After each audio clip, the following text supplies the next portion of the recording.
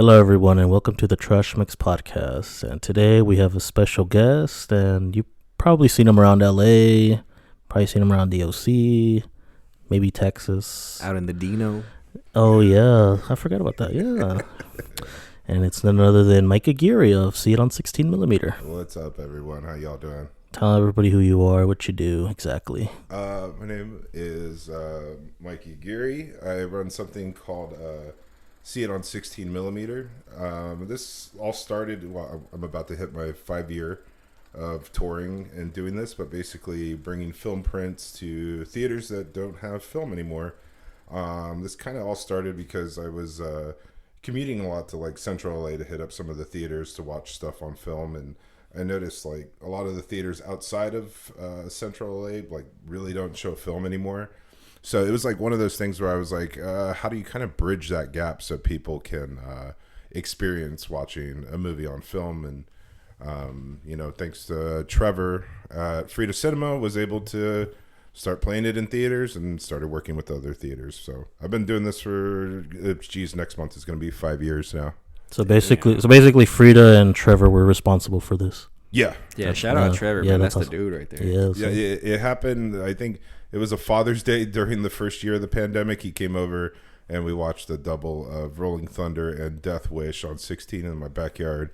And he was like, hey, would you want to do this at the theater? And I think it did like a member screening. And then we did the first like public screening in December 5 years ago now. What the fuck? Do it again? Yeah.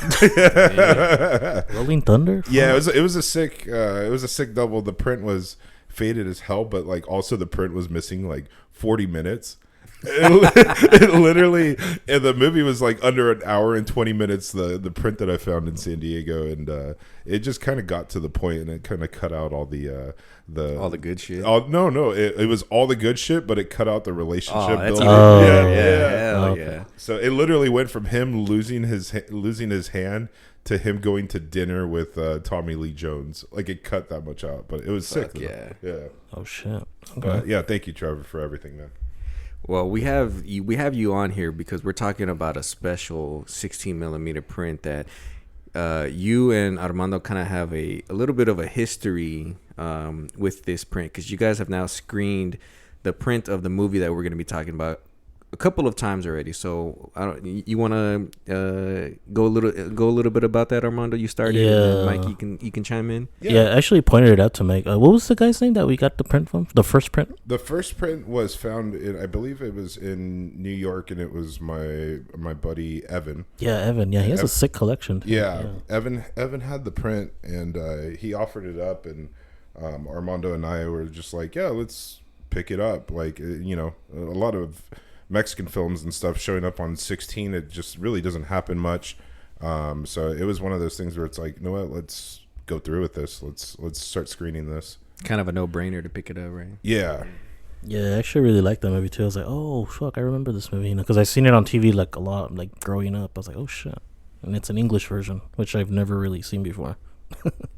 Yeah, there's like we'll get into that, version of it, because there are two. There's an English version and a Spanish version, and we're going to kind of review the English version just to kind of keep it, in the context of the movie that people have seen you guys screen.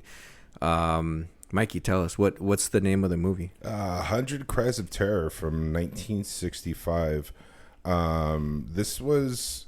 I had not seen the movie until I told Armando about this print, and he was like, "Oh, we need to get this. Like, this is actually like really good."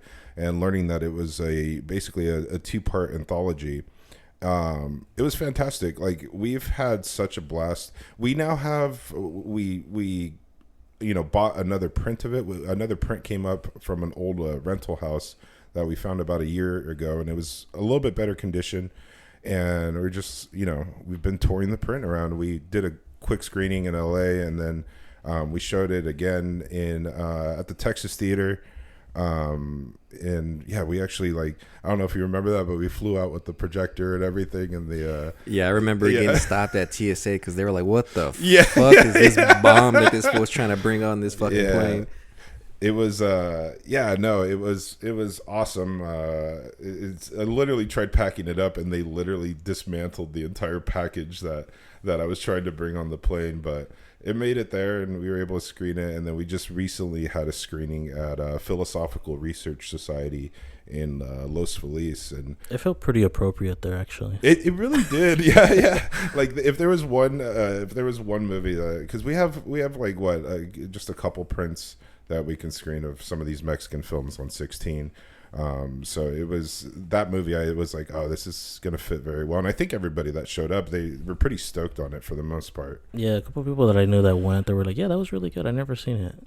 Yeah. Yeah, they were excited to see that one. And it's been like, I think this is like honestly probably the best you can see this movie, because everything else that I've been seeing has been like really shitty, like VHS rips. Yeah, very grainy, and yeah, audio's kind of yeah. Even like when we start breaking down the stories and stuff, like the audio clips I went through, I have I have the Spanish version on my hard drive in my digital archive, but the audio is so fucking bad. Is it that bad? It's really bad. I spent like maybe 3 days trying to fix it, and it just there was like no depth in it. When I was like, you try to take the highs out to kind of eliminate the background noise, like the static, but it would just completely drown out, and it was just bad. So I even told Armando, like, yeah, even the clips that we're gonna play for the movie in this episode, it's gonna be the English version, unfortunately. But it is what it is. It's the best quality version that I have, at least. Yeah. Because I saw some of the rips on YouTube. I was just curious, and I was like texting Armando during it. I was like, is this really the best it looks? Like, it was like this grainy, washed out, contrasty, kind of choppy type of video, and I'm like, this is pretty bad. Like, and it's just yeah, no, I'm just glad people were able to see it like this, because the print looks fucking great, and I thought it looked really nice on the big screen. So which version did the people in Texas see? Because I was, obviously I was there at that one. Is that because you said you had 2 different prints of this now at one point? Armando and I, we had an original print. So that one, the one that was at Texas Theater, it was the first print that we had. Yeah, that was the first one. Okay. Yeah, and thank you to everybody at Texas Theater for allowing us to do that, Chad and Hope setting us up with everybody there. We really appreciate it, and hope to go back to Texas soon. But yeah, that print was the first one, and then so I did a buyout of like a bunch of old rental films right here in Eagle Rock at a storage unit, and I texted Armando and I was like, they have 100 Cries of Terror in this buyout. I bought about like almost 100 16mm films from this buyout, and I just literally, the guy opened the storage unit, and the box was right there, literally looking at me, and it said 100 Cries of Terror, and I'm like, no fucking way. I was like, no way, dude, and like looked at it, and it was actually in better condition than the first one. So, I mean, why not get a second print? The movie itself is good. But you bring up an interesting point, or I guess we were kind of talking about it a little bit, because there's the Spanish version and there's the English version, and obviously you guys have the English dub, but that was created by K. Gordon Murray, who was kind of like a I don't want to use exploitative producer, but that's kind of what he was, because he would take especially Mexican movies. He would take Mexican movies and redub them into English, retitle them, and then just kind of release it into the masses for the American audience. So, yeah, he was very gimmicky. So he worked with Kroger Babb. If you don't know who Kroger Babb is, he was an exploitation filmmaker. So he learned a lot from Kroger. So he was pretty schemy and weird like that. Yeah, anyone who's seen the VCI versions of the Santo movies that they put out on that box set, where they keep calling him Samson, that was the black and white ones. Gordon Murray, yeah, that was Gordon production. Yeah. Oh wow. Okay. Yeah, they did him in Miami because that's where he was based at the time. So he would just hire a bunch of random actors and do him in Miami.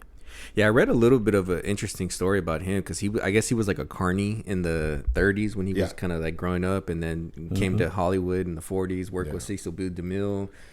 Literally all the learned weirdos, trades from him, and then moved to Florida and was like, "Fuck it, let's release these movies." And he dabbled in the porn industry a little bit too, right? I believe so. Yeah. I think there was something on the Rialto report that they were talking about. Kay Gordon was like a producer that was like involved in some of the stuff that was happening in Miami, and the dude they were saying he was just very smart with the way that he executed stuff, and like but like geez, like some of the stuff that he did put out like is just you see it still kind of pop up these days, like, with like Sinister Cinema and all the stuff that they used to release. And then, it was mainly all the K. Gordon Murray stuff. So, no, it's awesome. I'm glad that people are able to see some of this stuff, but man, I wish the quality was a little bit better on some of these.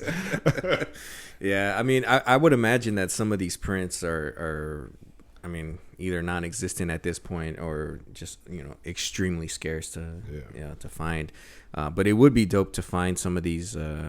What do you think? Do you think he was really? I'm sure he released the majority of these on a 35 millimeter print, but obviously you have 16 millimeter prints of his work. So, what do you think would have been like the comparison between a 35 and a 16 millimeter print, or as far as like how he was releasing these movies? I honestly think I've seen a majority of them, because like you don't really see much of the 35s of these. I think these were just all kind of like duped and like sent out to be played for like television stations and stuff like that, and like and everything that he basically like was doing, it kind of seemed for like smaller type of things, like in home or something like that, or like I said, running for television. It didn't seem like there was really, I have not come across much of like actual like 35 stuff from that. And then most of the 16 prints, I would even say with the 100 Cries of Terror print that we have, that it's just a really good dupe from possibly like a 35 or something like that, because it you can tell some of the differences, that it's like with contrast stuff, where it's like this is not an original, but it's actually a really nice dupe of an original print. Well,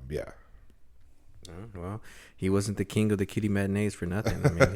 I read that he the Rene Cardona movie that he put out, the Santa Claus, that was like one of his only movies that was successful and ran theatrically for 3 decades. He was able to make money off of that fucking movie. And then the Mexican producers, the Calderon family, they didn't even know who he was. They didn't even know that was going on. They literally had no idea who the fuck that. They didn't even know who that was. They're like, who the fuck is that?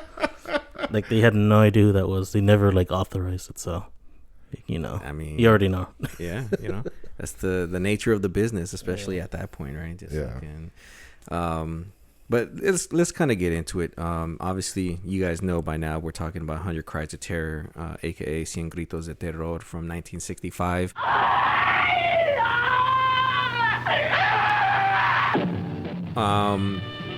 I actually really like this movie a lot. I'm sure the people who came to see it at some of the screenings that you guys have had probably like it a lot too. Yeah, everybody that I know that came to see it at any of the screenings that we did, they all had pretty positive things to say. There was never one like, oh, it was just okay.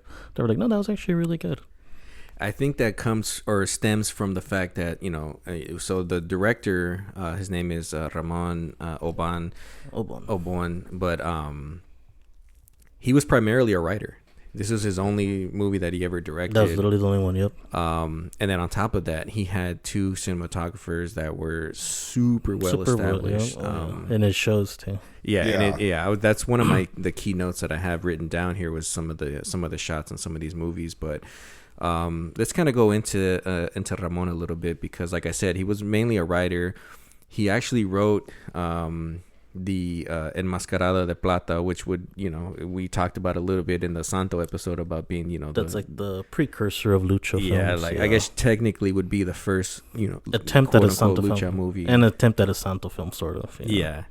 El Vampiro, everybody absolutely legendary Golden Age Mexican horror. El Ataúd del Vampiro, another, legendary. The sequel. Misterios de Ultratumba, which to me, that one is really good. Love that movie. Yeah, that one's really good. Hopefully we'll talk about that one, somewhere down the line. And then he did El Pantano de las Animas, which is like a kind of a horror western. Has like a gill man, quote unquote. I gotta watch that. I haven't seen that one. Oh, a spoiler alert, it's not really a gill man, but yeah. I mean, I didn't think it would be. that was also that was one that Kate Gordon also did a dubbing of as well. Oh, so it's out there then. Yeah. Can we mention too in the El Vampiro set that Indicator put out, they actually talk about the 100 Cries of Terror screening that we did at the Texas Theater. Yeah, Abraham Castillo Flores. Yeah, he mentioned it to Ramon Obon's son about that. He's like, oh, he thought that was pretty cool, and he does mention that in the Blu-ray feature. Yeah, the marquee and everything. Yeah, and then we gave him a copy of the clip and everything and like the marquee. So you take notes. If you haven't bought that box set, man, go out and get it. Yeah, that's actually if you really want to learn more about Ramon Obon, you gotta get that Blu-ray. It comes with both movies, doesn't it? Yeah, and Tuan del Vampiro. Yeah. So it comes with both movies, and then a really good little feature on Ramon Obon. Yeah, shout out to Abraham, man. What a fucking dude. So basically, it was produced by Antonio del Castillo, who also produced, El Mascarado de Plato. But one of the standouts for me, and I don't know how you guys feel about it. I mean, obviously, by now, hopefully, people know that kind of my background with Rendezvous in the movie soundtracks and all that stuff. But the soundtrack to this movie was fucking amazing. It's very jazzy, super jazzy. I mean, it's jazzy. Like anything coming out of the U.S. at that time, is comparable to what Rafael Corrion was doing. And he also did the music to another movie that we talked about, the Caminos de Michoacán, which I guess I don't really remember. He composed it, and then a lot of his old stuff got played later in the 80s, like in Violador Inferno, like Infernal Rapist. Literally the same music in this movie is played in that one. See, so, I mean, again, everything is a tie back. Yeah, they were just recycling the music. So yeah, let's get into the first story. I mean, it's the movie. It's the one thing that I really like about anthologies is kind of how movies tie into one another, but I feel like this one doesn't really have like that thread between them. It's just two horror stories. One is more supernatural, and I guess the other would be kind of like a psychological. Yeah, like a betrayal. Even like the second story is kind of like an existential like horror movie, you can say, kind of the crisis and dilemma that this fool's going through. But the first movie is like a betrayal for sure. Don't I guess the cautionary tale of don't try to two-time your wife, because she's probably gonna find out. The first story is called Panico, and I do want to point out that the cinematographer on this, absolute legend, Agustin Martinez Solares, and if that name sounds semi-familiar, it should. That's the brother of Gilberto Martinez Solares. Exactly. Yep. Adolfo, our friend Adolfo's uncle. Shout out to Adolfo. If you haven't listened to that interview, go back and listen to that. But yeah, absolutely legendary camera work there. Dude has 161 credits. Worked with the greats like you said, Gilberto Martinez Solares, his brother. Worked with Chano Urrueta, who if you don't know Chano Urrueta, like at this point, turn this off and go watch some Chano movies. The funny thing is too, Agustin, he also had like his kids in the movies too. If you never noticed that. Well, that's another thing that I have pointed out here, because his son. Agustin Martinez Solares Jr., pretty famous. I think anyone who showed up to the Santo Sunday series that you guys programmed at the Frida would remember him as Rufus Rex, Rufus Rex, the sexy wolf man. And if you haven't seen that, please go see that, because that's fucking a banger. But he was all tons of them. We Night of the Bloody Apes and all kinds of other shit. But his work in this movie, I mean, I don't know, I would assume that this movie was shot on set and not at an actual location. I don't know, I mean, I'm sure you guys would agree with that. Oh yeah, you could tell right over. But the way he was able to make this big ass house feel small with the way he was working the camera, can't go unsaid, because I mean it there's like a gothic feel to this movie. Inside the movie, it's such a weird like juxtaposition, because it's like the interior almost feels like an Art Deco style mansion. It's like super dark in there though, so it kind of has this weird gothic feel, and just the way, like I said, the way he's playing with the camera just really kind of lends into the story with how all the intricacies of the room and the stairwells and shit like that. Yeah, it felt very like, I felt like the backdrop for this movie was like very like Spanish Gothic type of like architecture and stuff too. Like I felt like the house was like a character in its own, especially in this first segment. Oh, absolutely. Yeah. I mean, they almost kind of allude to it, with the kind of the background of the house being kind of this, haunted house, and whether or not that's a true story. I mean, I would imagine the husband was lying, but the house really does play an integral role in the story itself. I don't understand. You don't understand what? Just why this house turned out to be so cheap. The owners had sentimental reasons. I bought it from the heirs of the old lady who built it originally. They didn't want to live in it. It brought back unpleasant memories. The owner was the grandmother, but died 6 years ago. And since then, no one's wanted to live here. I don't know. Seems it was a tragedy in the family. I was told that her husband and the 3 children were fatally injured in an accident. Of course, she continued to live on here for 10 years, all alone in this great big house. But the woman didn't think well. Crazy? Sure. Crazy. But let's get into it. I mean, really, there's only three players in this first story. Joaquin Cordero, who, again, absolute legendary Mexican actor. Well over 200 credits. We've talked about him. He was part of the first 2 Santo movies. Yeah, he's been in a lot. Like, he deserves more credit than he gets, I feel. Like, there's so many actors, like, from his age, they get more credit than they should get. Joaquin, it's like he's been in more stuff than these other legendary actors. Well, why do you think he's overlooked then? You think I think it's just the favoritism, that's what it is. Joaquin stars in these like cheesy little movies, but it's like no, he's done better shit too. He deserves more credit than he gets. Think because he was in more like the pulpy sci-fi. Yeah, I think that's what it is. Yeah, but I always said, like I said, no, he did better. He did more than the other guys. I feel he's a phenomenal actor. Yeah, too. and a great actor. I've never seen a role that he's been in that he very charismatic and very serious. And then if he needed to be funny, he was funny. So yeah, he was a great actor. I don't know why he doesn't get more accolades, or anything like that. It amazes me. Well, I mean, we'll shine some light on some more light on his career, but he plays a character named Julio, or in the English version, his name is Howard. Howard. And then he has Ofelia Montesco, who's plays Alejandra.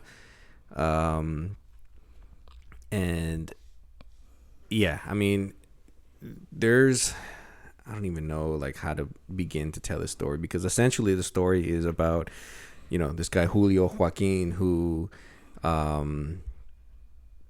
buys a haunted house, brings his wife, who he's obviously already having problems with, to the house, and she also has a heart condition. Yeah, she has medical conditions, and we later learn that he brought her there to kind of without spoiling it, scare her to death. Mikey, what do you think? How would you describe this story, or like how would you give like your little 1 to 2 sentence plot? So if I were to try to sell this story to someone, like I would just be like, for general audiences, it'd be like, this is like a Edgar Allan Poe type of tale of kind of like this dark revenge, but it was just kind of like this was my favorite segment of the anthology too. I really appreciated this first one. I felt it was just kind of like, the guy is basically trying to set up his wife to be scared to death, quote unquote, in this new house and everything, so he can carry on his life with the mistress and everything. But it's just like, the evilness behind that betrayal kind of gets shifted in a way, and it's okay to spill the spoiler on this, right? I mean, yeah. Oh, yeah. So basically, the the wife kind of I guess like fakes her death and comes back and actually like flips the tables around on her cheating husband, and you know, they all eventually, the people that did the betrayal, the mistress and the husband, end up dying, and the ex-wife, you know, kind of takes everything, packs her stuff and her luggage and everything, and kind of heads out like, you know, you thought you pulled one on me, but the reality is I knew this entire time, and had it kind of planned out. And the fucking ghoul costume in this first one is so iconic, and I hope people attach more to that imagery, because I actually really enjoy the costume that they wear in this first one. It's a big ass mask with long hair, and the hands around, and the chains, the dragging chain sound in the movie, and like the creaking wood, adding to the atmosphere and sound of this first segment. I just was like, this is fantastic. And it's funny because like you could show people the picture of like the lobby card and say 100 Cries of Terror and show the picture of that ghoul and totally have a different interpretation of what this first segment actually is going to be. You think it's going to be some ghoulish character in there. Yeah. But there might be one, because, you know, it's funny because Alex from PRS pointed something out when I was leaving. He was like, did you notice at the end that there's like a hand holding the candle right when the woman's leaving? I was like, oh yeah, I didn't notice that. He's like, so I guess there really was a supernatural thing going on. I never noticed that. Well, I wonder if that was because you remember there's a scene where, you know, when they first walk into the house, and he's obviously like, well, you know, there's still renovations to be made or whatever, and he's walking and there's like a dip on the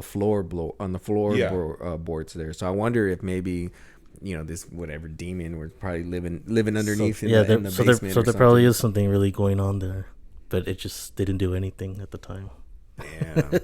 Yeah, that's crazy. I got to go back and watch it. Yeah, it was funny when he pointed that out to me. It's at the end of the. Yeah, you know how when she's leaving and then they show like a candle or something like that, and it's like, oh yeah, I forgot about that. Yeah, I didn't think about that part. Yeah, I have to look again, but I know he mentioned it. I was like, yeah, I didn't notice that before. Yeah, I didn't notice that. There was like, yeah, so it's like, okay, so they were hinting that there was something there then, for sure. You know, it wasn't all just, you know, a trick or whatever from the husband. So Armando, do you think that the wife actually, you know, knew beforehand, like her whole plan was to get them to this isolated house and kill them? Yeah, because at the end, remember, she's reading the note, and it's, you know, it's narrated by the husband, so it's like she found the note of the plan and everything, so she knew. And then she probably knew the history of the house, so, you know, that was another thing too as well. She already knew what to expect, maybe, of what they might try to do to her. I intend to mail this letter today so that it will serve you as a warning. I'm becoming desperate. I can't live without you. I swear that if you don't leave your wife, I'll kill you.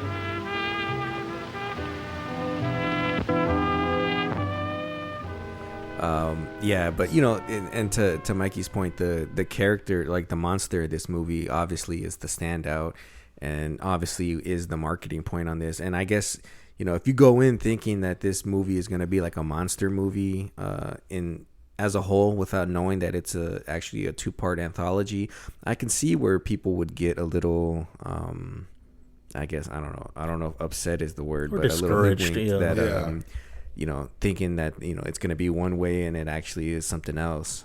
So just keep that in mind when you do watch it. But yeah, I mean, the monster, like when they're in the living room and he's talking to his wife, and you can see like the monster, you're right, standing behind like outside the house through the window. Like there's some really super creepy images there. And again, I think it lends to just kind of Agustin's work and how he was able to kind of, you know, frame everything inside the camera.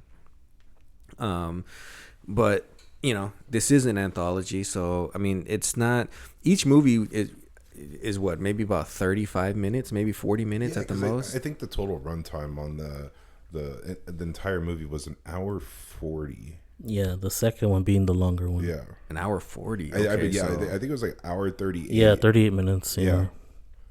Shit. Okay. Yeah, they're really long segments. Yeah. Okay, so they're like almost the first one. The first one speeds really good. Like you already start to see everything unravel. The second one, it's like it builds up little by little. So that's why it takes longer. Yeah. Which one do you prefer? This one over the second movie? I don't know. Honestly, I never thought about that. I always like both, if anything. I think the second one was a little bit more like had a more of an existential type of philosophical like point of view that it was the, which we'll get into more, but was she real or not?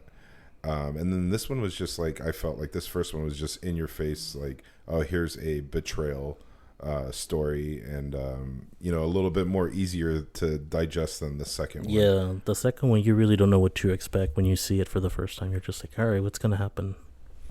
Yeah, so let's get into the second story. It's kind of like you said, like, the story is like, I mean, I guess I didn't realize they were like 45 minutes each, but because not a lot happens in that first one. I mean, it's like we said, he just, get to the house, scares the wife, brings the sunshine in, they end up dying. But the second movie, the second movie felt way longer. I actually prefer Panico over this second story. It's called the Crypt of Terror in English, the second one. Is that what it's called? Because in Spanish it's called Miedo Supremo, which would be like supreme fear, or like the ultimate fear, I guess. And then the first one is called A Dead of Panic. But they have funny titles in English. People that didn't really speak that, but anyways, so this second story, like Mikey said, and I alluded to earlier, it's kind of like an existential crisis, kind of questioning of faith, questioning of death, questioning of life. But it was shot by Ignacio Torres, who, I don't know why they would have had two different cinematographers for the movie. I don't know if maybe they shot them both, at the same time and just edited them together, which is kind of what I imagine, but I can't say that for sure. But this one was shot by Ignacio Torres, who, prolific in his own way, had almost 130 credits, mainly worked from the golden age period, in the mid 40s up until the late 60s when he died. But he worked with Gilberto Martinez Solares. He worked with Rene Cardona, worked with Carlos Enrique Taboada. So he was a very well established cinematographer in his own right. And there's not a lot that he could have done with the camera in this story, but there is some shots, like, and I know Mikey said it off air, but when they're in the crypt and there's like shots of when you get the perspective of being at the bottom of this crypt looking up at the stairwell. Like, I mean, there's some really, really good shots in this in this story too, but very simple plot. There's only really two main characters in the story. The first one is Dr. Javier Medina, who's played by Jorge Martinez de Hoyos. Another well-established actor, over 100 credits. He basically acted until the day he died, and he died in 1997, and that was his last credit. But I think a lot of younger fans would recognize his voice as the narrator in the underseen classic of Guillermo del Toro, Cronos. Oh, that's right. Yeah, Really? yeah, Really? that's right. Yeah, he was. that Yep, movie. that's him. Yeah, exactly. Yeah. We won't be talking about Cronos, but I never even heard of it. Cronos. You never seen Cronos? I don't even know what you're talking about. Yeah, I don't know. It's a pretty rare movie. So, Okay. but it also stars Alicia Caro, who her title in the movie is just Mujer del Ataúd, which is just the woman in the crypt or the coffin. And funny thing is, they actually met. So Jorge and Alicia, they met making this movie, and they ended up having a relationship and got married. Yeah, they were married until he died. And this was the movie where they first worked together and met, and it's a romance blossom from there. What a way to start a relationship. I know, right? A buried alive movie. Yeah. Not really an isolated incident, as we know. We have many actors find love on the set of a movie, and this is the most funniest one. That's like, oh, okay, that was cool to learn. The basic premise of this, as we've kind of been saying, is this guy, Dr. Javier, he shows up to this cemetery to kind of go visit his currently dead wife. Goes down into this crypt where they're currently cementing in another body. The fucking bells ring, and it's like, oh, that's it. Shift's over, gone, But in the meantime, he kind of he passes out and he gets locked up into this crypt with a dead body. And I guess my question to you guys is, do you think that she was actually dead in this movie and she was just kind of an apparition to him, or was she actually buried alive? What do you think? That's a hard one, actually, because it's so hard to tell. Like, I think it was just all interpretation. Like, I think it was all just all in his head, though, if anything. But it's so hard to tell because that, they do at the end show him trying to, like, fix everything that was destroyed. But then it's like, well, we don't even know if that was real. Yeah, I mean, he could have been, imagining that was his wife's crypt as well. That was another thing. Yeah, he was still, like, in mourning, Yeah, that's exactly what, like, my interpretation was of this one, because this one runs a little bit slower. It's a little bit more dialogue and stuff, and I felt it was more of, like, reflection of his past wife. And I actually felt like this segment, like, was kind of like touching on communication issues between male and female, in a way, because he does snap at some point also too. And it's just like, I felt like maybe that this was like him dragging possible stuff from the past, and kind of like, this is where it's like so weird. It could be psychological, and it's just up into interpretation, because there's no real definitive answer to this. It's just like, well, what do you interpret from this? It could be that she's just an actual person that's alive, or just dead. And it's just like, there's really no answers to this movie. And I felt like this one was more of the harder one to kind of interpret compared to the first segment. And the thing is, that does happen, especially back in the day. You would hear about, like, people getting buried alive, or they think they're dead but then they're not dead. Yeah, so that could have been an incident too that happened.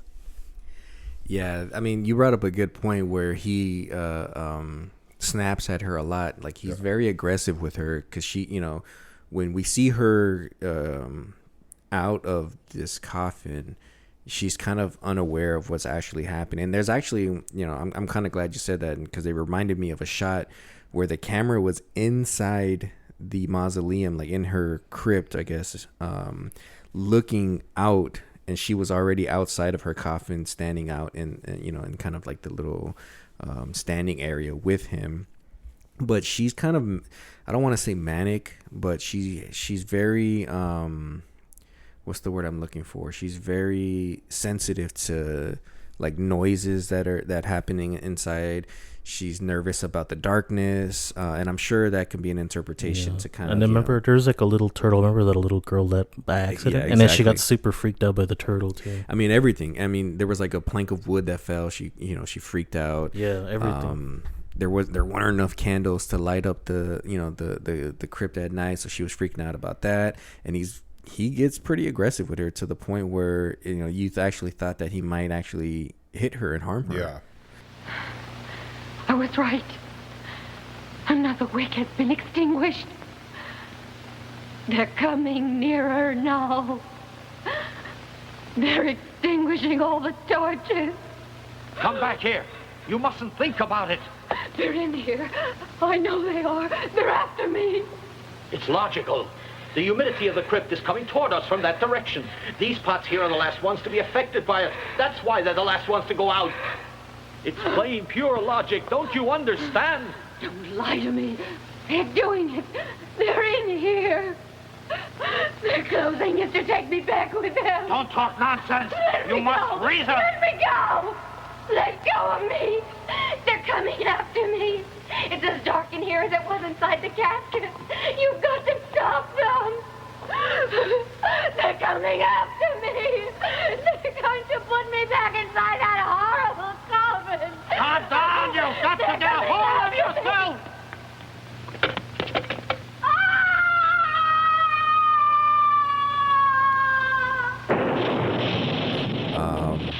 So that actually is a pretty good,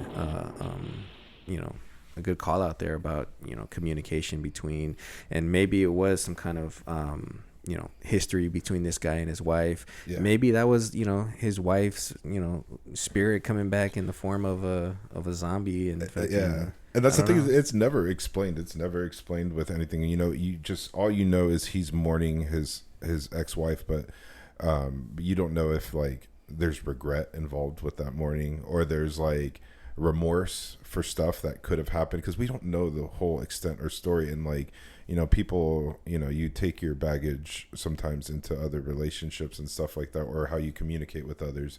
And it just felt like there was, like I said, it's all just interpretation of like how do you, I feel like sometimes though, when you're like thinking it from this point of view, it's just, it's just kind of like you're filling in the gaps and projecting a little bit when it's like there's nothing really there to work with. I don't know. Yeah, well, that's kind of the problem with this movie is that, or this segment, I should say, is that there are a lot of blanks, and because it is a two-story narrative, you don't really have a full 90 minutes to fledge out all of the internal monologue that this guy would have been having and kind of setting things up. Because he shows up to this fucking cemetery like 20 minutes before it's closing time. Yeah.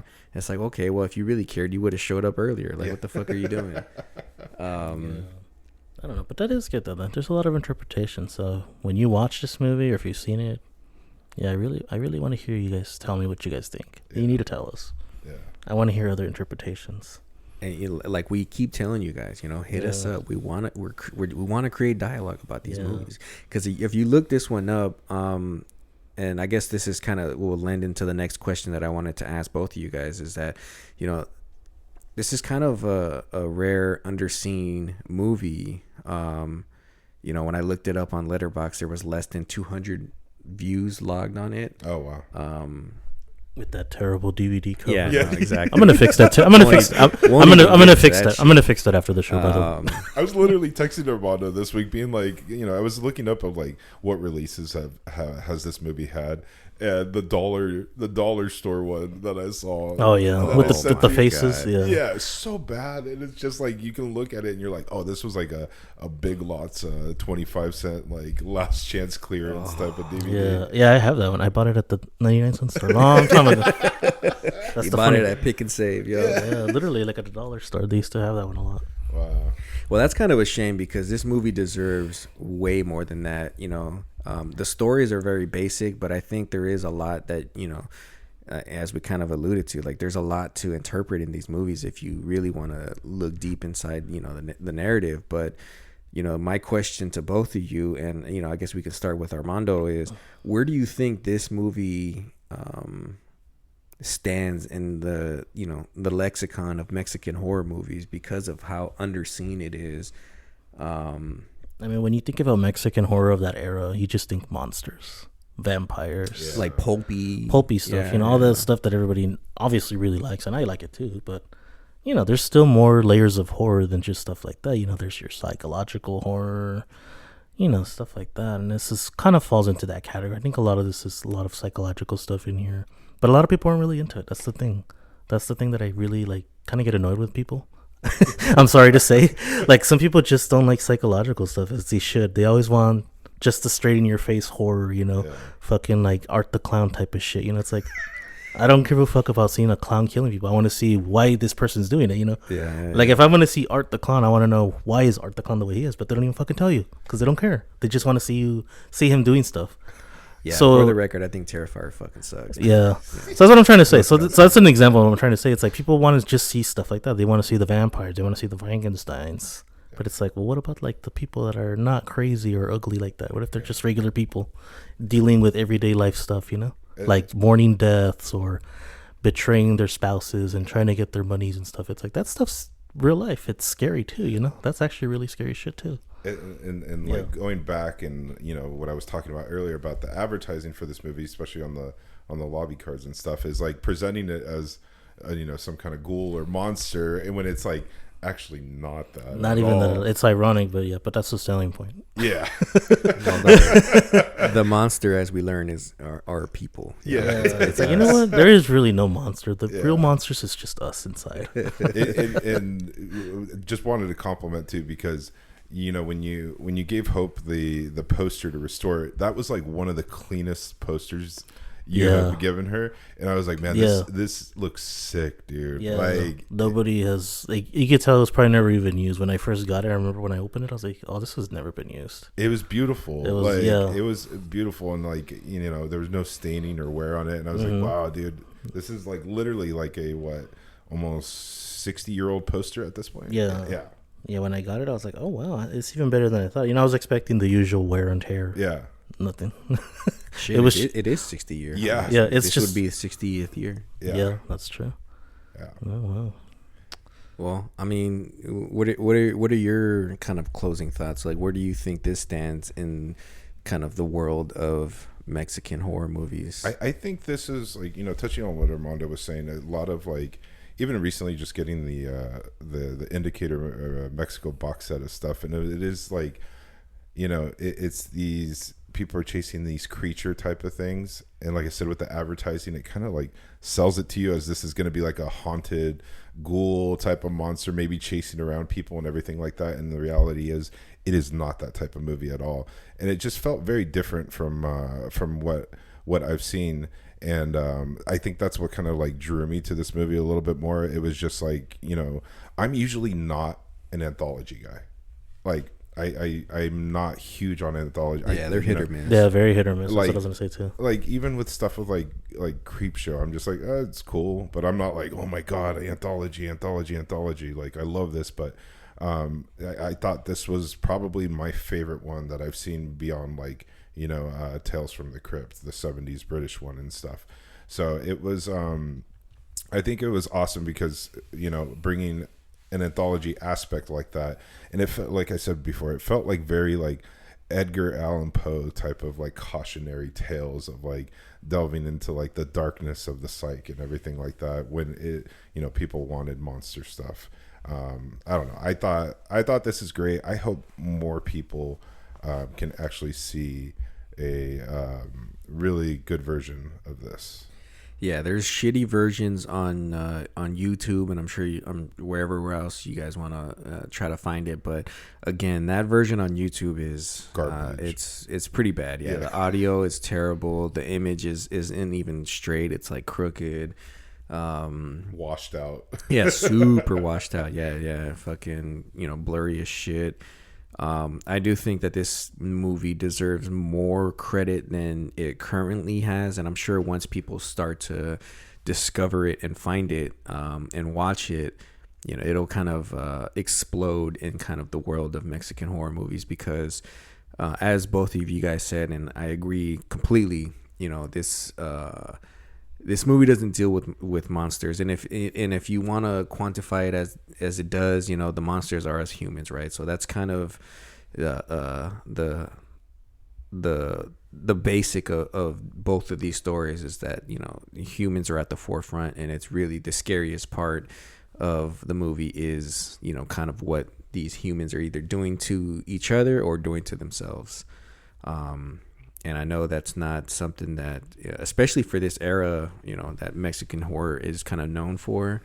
But, it really, kind of dives into, social issues of Mexico at the time, I think. Oh, yeah, absolutely.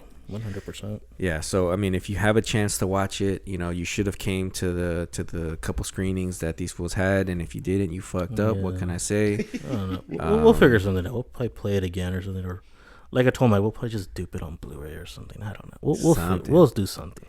But you guys better watch it. You better watch it. You better support, because if they do put it out, there's no better way to watch it than this print. Granted, it is an English dub, so you get a little bit of that cheapness. But and if you're watching movies on YouTube, I think you need to see a doctor. If you're watching movies on YouTube like that, like with that really bad quality, there's something really wrong with you. Like honestly, like sometimes, like I just like I know some stuff. You're just like, this is the only way you're gonna be able to find it or whatever. It's like this shitty rip and everything, but it's like, do you want to like? Even though this is the only way you're gonna watch it, it's just like not even enjoyable at that point. Like it's like I don't know. It's even it feels like a fourth generation VHS dupe, like down to that point where it's so washed out that it's just like shadows. This is all just pixels at this point. Yeah, it's not even videos. It's just pixels. Well, this is a huge digression here, but what kind of responsibility do you think these quote unquote boutique labels have to kind of restore these type of movies? I mean, I granted this movie in particular is pretty criminally underseen, but why do you think companies, let's say, I don't want to call companies out by name, but Why wouldn't some of these companies want to jump on this movie? Is it rights issues? Is it, because it's a public domain movie? Is it, is there not enough fan demand for it? What do you guys think? It's just like I told you before. People just want in-your-face shit. They want to see the monster, the killer. They don't care about the stories or anything like that. Anything serious. And I will admit to this, because I was one of these people where if something was in black and white, I would kind of push it to the side. Yeah. Yeah, that's another thing. Yeah. There's less interest of people wanting to see black and white films. Like even with some of the tours and stuff that, touring around Prince and everything like that, I'd be so excited with the black and white stuff. Like one of my favorite things that I did was the Violent Years and Teenage Crime Wave. I was like a criminal black and white double. Is fucking dope. Yeah, and it's like I was like so excited. I'm like, oh, this is like my favorite double I've done. And you play something like this, and like 12 people come out, and you're just kind of like, wait, but this is the thing I was most excited about. And it's just like it's hard to get people excited for black and white stuff, or to even give it a chance. And I was ignorant like that at one point, and I think. Watching a bunch of more like noir and stuff with Hope, it's really like opened me up to being like, hey, this shit's actually like really good. And like I think in the last few years I've been more open to black and white stuff these days. Oh yeah, you got to give the old stuff a chance. Yeah, color, no color, you have to give it a chance. What about sound? No sound? You into silent movies? No, I haven't hit that. I haven't hit that yet. He just started watching black and white, so we'll I'm easing it. I just barely started we've been revisiting a lot of like the older type of like 30s 40s cinema with like these grand dancing schemes and everything, and it's like I was never open to this stuff, and I'm like watching it and I'm like, oh, I see why people still talk about it today. Like this stuff is actually pretty good. Yeah. I think there's a lane for everybody. I myself am also not really, especially when it comes to like the 30s, 40s, 50s is kind of pushing it for me. Not because I don't particularly like it. It's just that I just don't really, I don't really go back that far. But there's movies for everybody, and I'm glad that there's at least someone talking about whatever style of a movie that people want to watch. Because if not, then those movies will die. The actors will die. The legacy of those artists will die. Yeah, and then if you're a fan of Ramon Obon's movies, like Vampiro and all that, you have to see Cries of Terror. Yeah. If you really respect him as a writer, and then him only directing his movie, it's like you have to see this. You have to see what else he had to offer before he died, because this is literally like his last movie ever.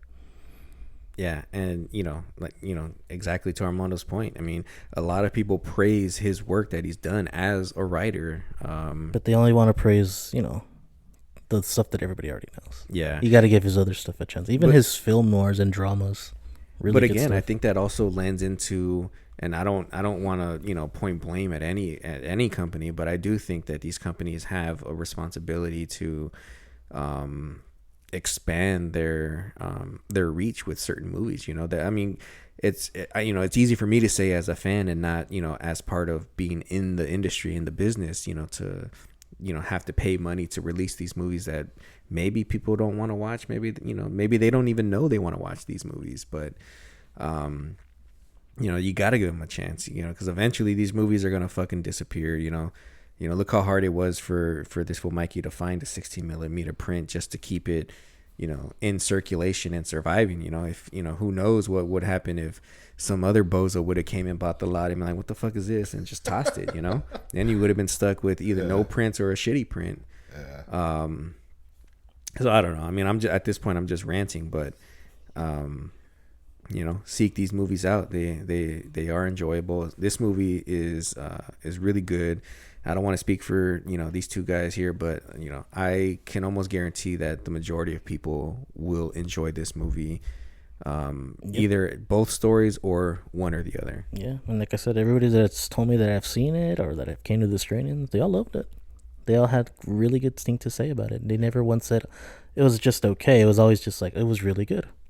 Yeah. Or it was okay. Like, nope, nothing like that. It was good.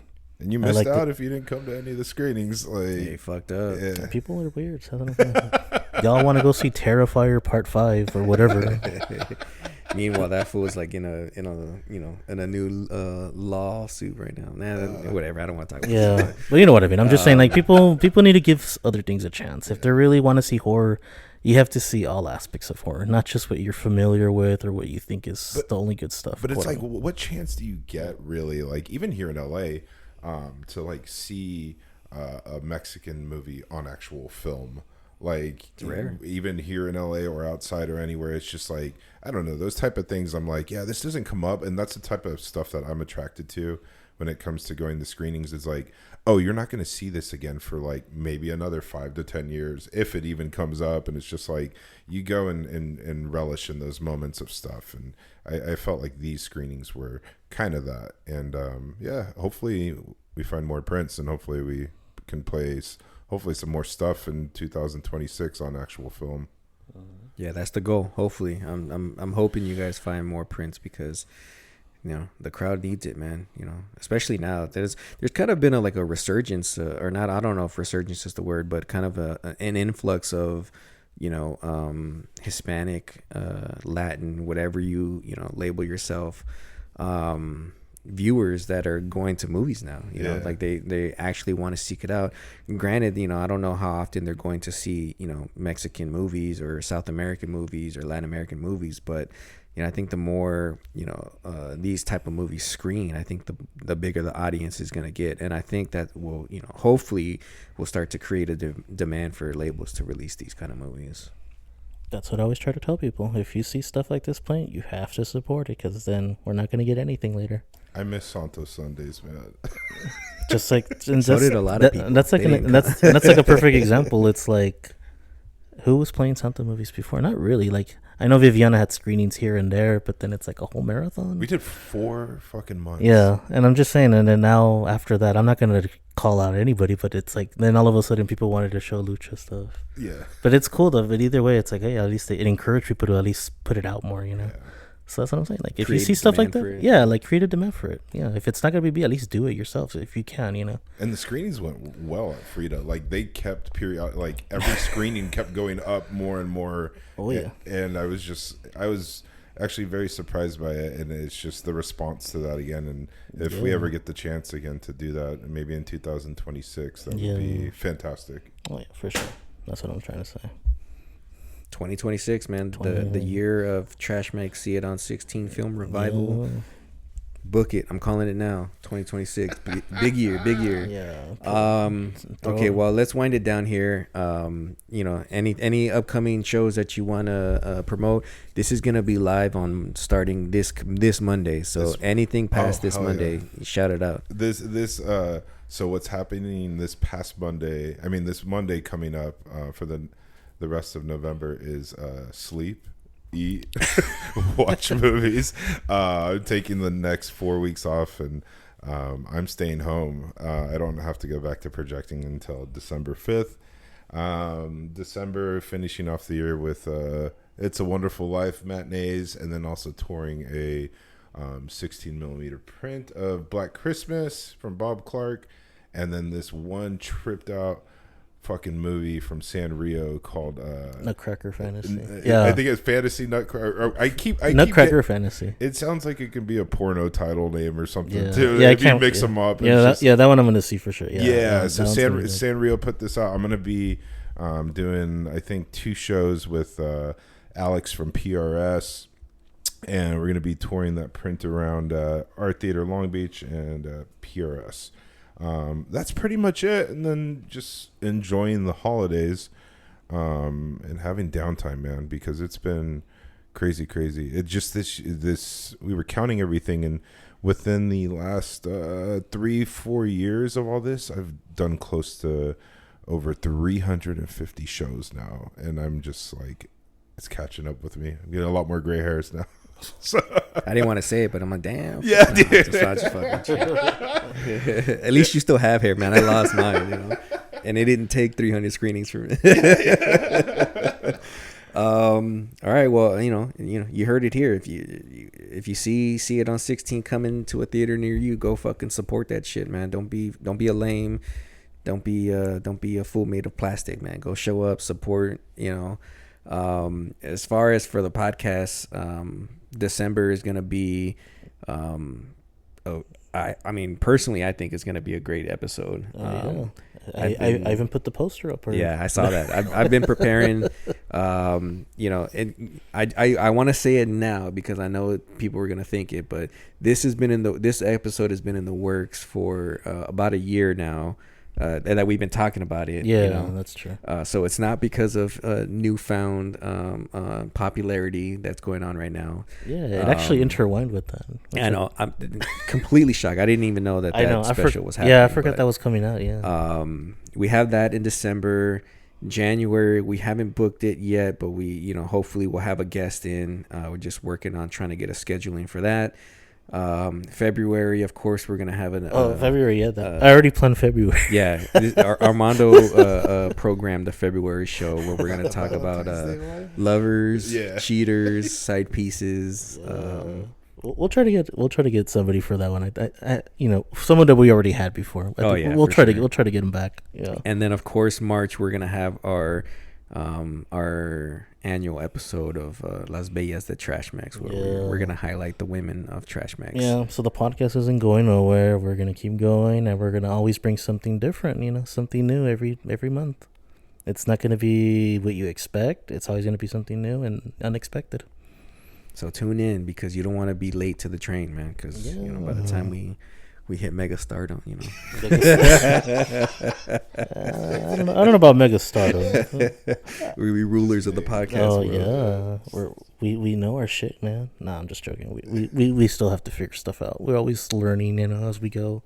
There's stuff that I'm always learning as we go as well. I mean, that's the whole point. That's the whole point. I'm never gonna tell people I'm an expert. It's like, no, I just I read about it. Like I look at shit up. People like to think, you think you know it. I was like, actually, I don't.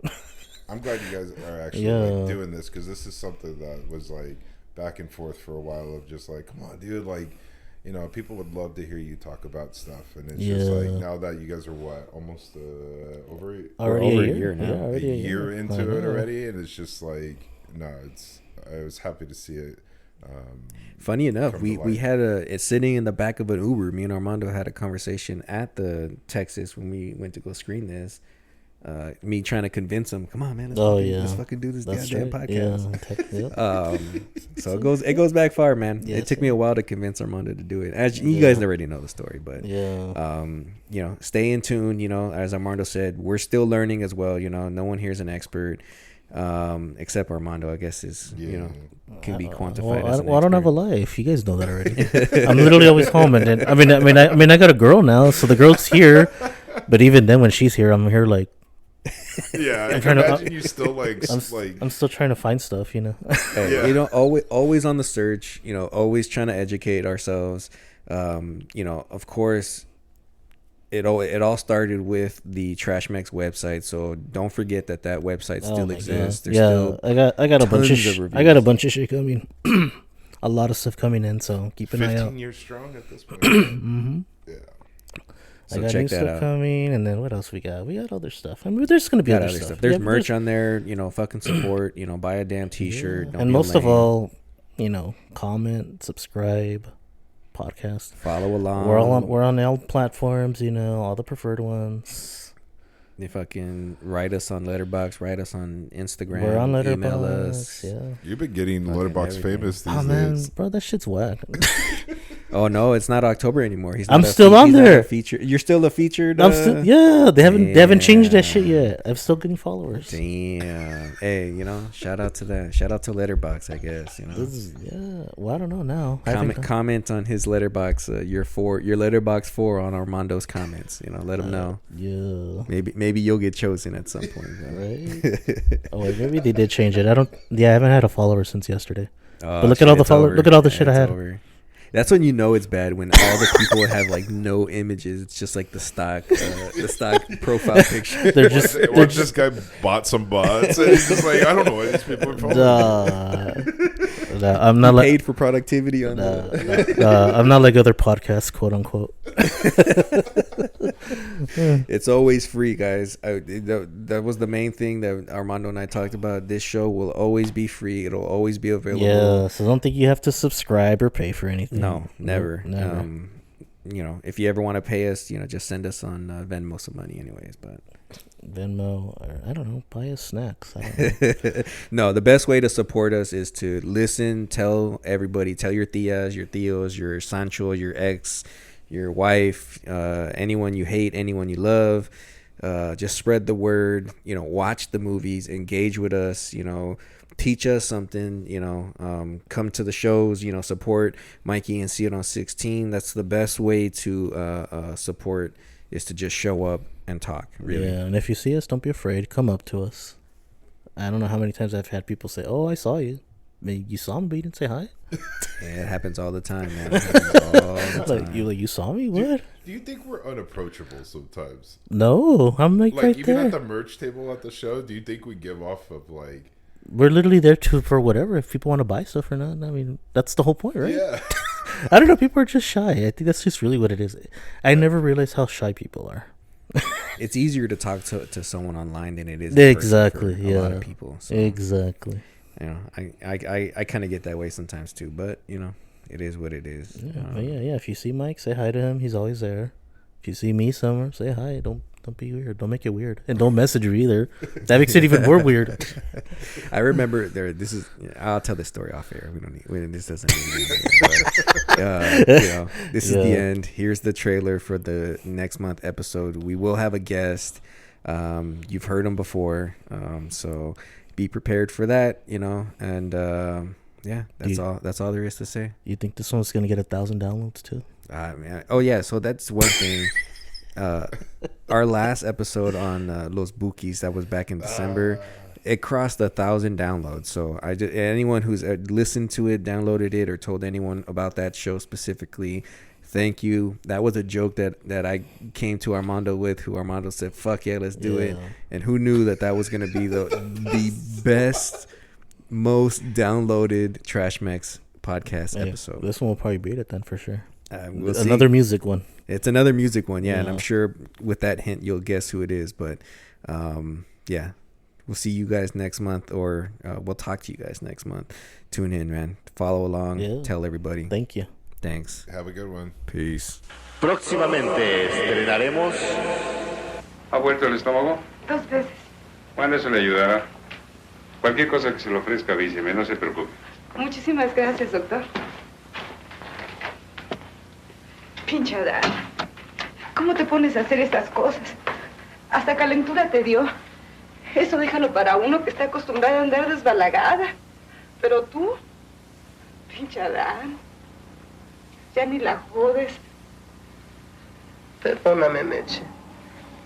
Es que me agarró el miedo. La desesperación de que nunca la voy a hacer. De que mis canciones no valen la pena. Que a nadie le gusta cómo canto. Que todos me dan por mi lado nada más por pasar el rato. Estás loco, pinche Adán. Tú la vas a hacer. No más que vayas a México y te oigan tu material, vas a acabar con todos. Estás muy chavalillo todavía. Pero óyeme bien. Tus rolas valen mucho. Y como vuelvas a hacer otra onda como la de anoche, te voy a madrear. Yo creí que casi te ibas a morir. Y luego yo, de 3 veces. ¿Ya? Horrible. Pinchada. No me vuelvas a dar otro susto como esto, caray.